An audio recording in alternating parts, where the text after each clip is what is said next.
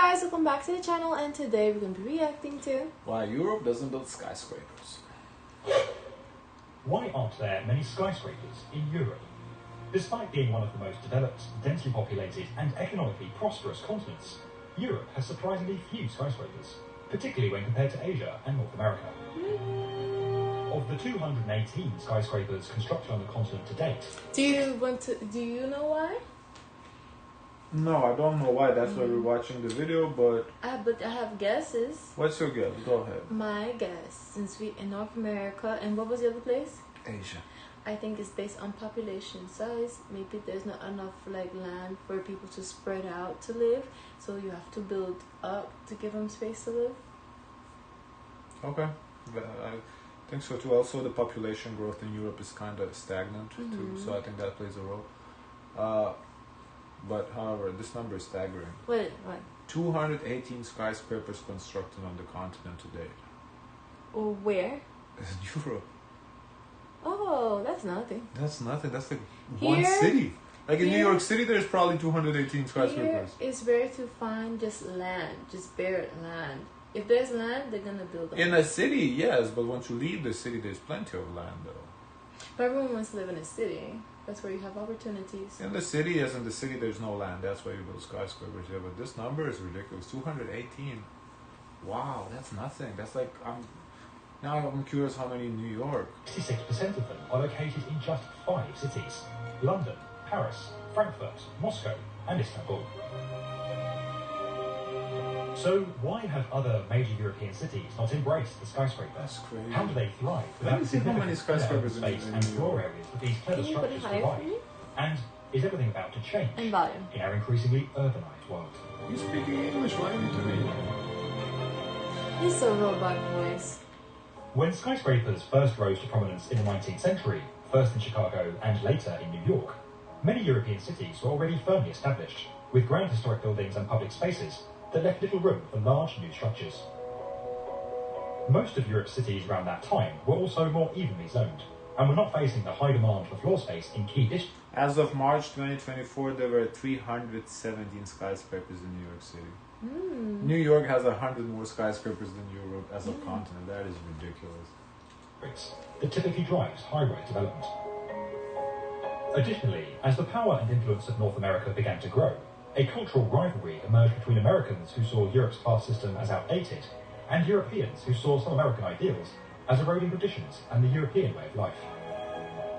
As a result, each continent became wary of adopting the other's concepts. While North America aimed to become the model for a new age, Europe sought to preserve its heritage. While this explains why skyscraper construction didn't initially catch on in Europe, it doesn't explain what has held the continent back since. What's interesting is, for example, in your small town that you grew up in, they started to build condos, tall condos. Not skyscrapers though. It's a start though, to change a small town into. But they're not even as tall as the old Russian ones. The old Soviet ones were taller than that. These ones are smaller than that. Okay. So the skyscrapers I think is like 40 stories plus. That's considered a skyscraper.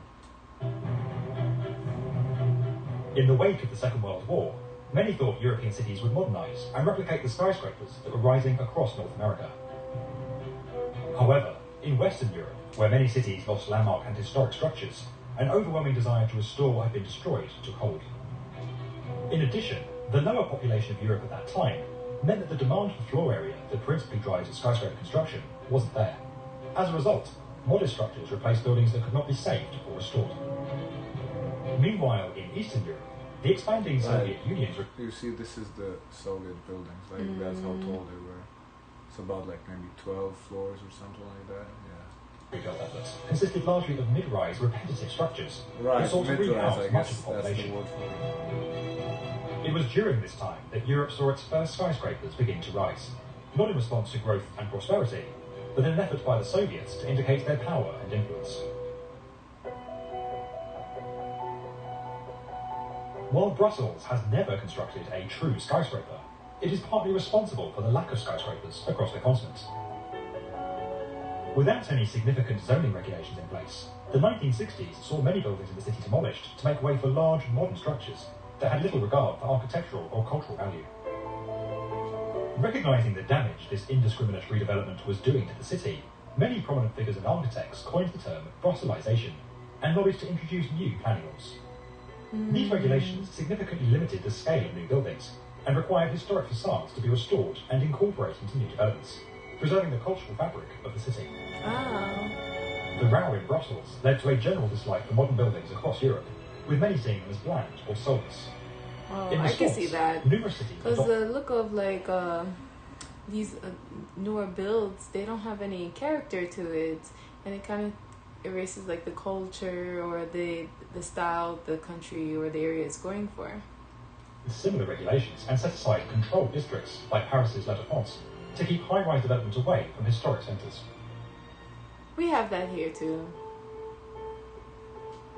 By the start of the 21st century, attitudes around tall buildings were softening across the continent, as architectural trends moved away from box-like structures towards more unique designs, and as the world became increasingly globalised.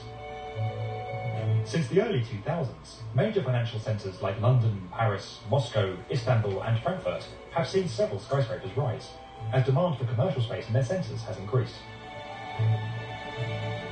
By contrast, smaller European cities that have been experiencing more modest growth have turned their focus to the environment and improving living standards. Okay, this looks cool. Milan. Oh, okay, Milan. That looks cool. That looks real cool. In recent years, urban areas in Scandinavia and Central Europe have consistently ranked among the highest in the world for sustainability, happiness and well-being, while maintaining importance within their national economies. It's interesting he didn't touch on population, but how we thought this video would go. That is interesting, because to me I do feel like the population growth in Europe, at least what I see on Reddit maps, it's kind of like they're struggling with population growth out there, and here in the States too, it's not exactly growing, so I'm not saying that we're super growing, but in Europe, in certain European countries, it is becoming a problem. It seems like where he concluded is like one doesn't want to be like the other, so they do completely opposite. However, skyscraper construction in cities of today is no longer driven purely by economic growth or the need for commercial office space. With 60% of the global human population set to be living in urban areas by 2030, residential skyscrapers are now rising in prominence, particularly across Asia and North America.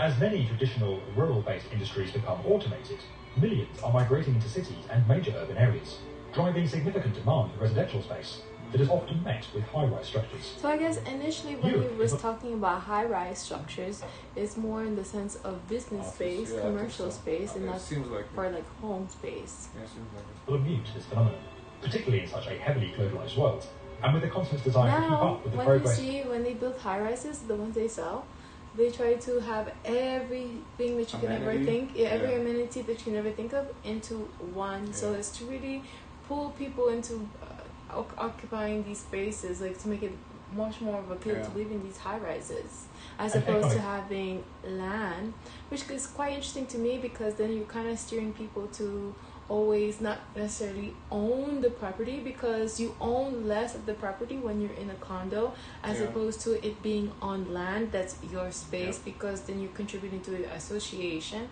So making everyone appeal to skyscrapers to live in, I see is the push of where US is going, especially as companies buy out land property, residential land, and also commercial property to build residential places for people to live in.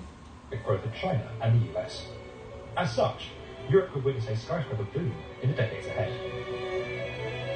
Whereas opposed to like other countries like Germany, people don't even think to go and own property and land. They rent, they want to own, Urban centres now being declared historically significant, and with the desire to retain as much culture and architecture as possible rightly holding strong up to the present day, the unique challenge facing future skyscraper construction in Europe is all to do with the past.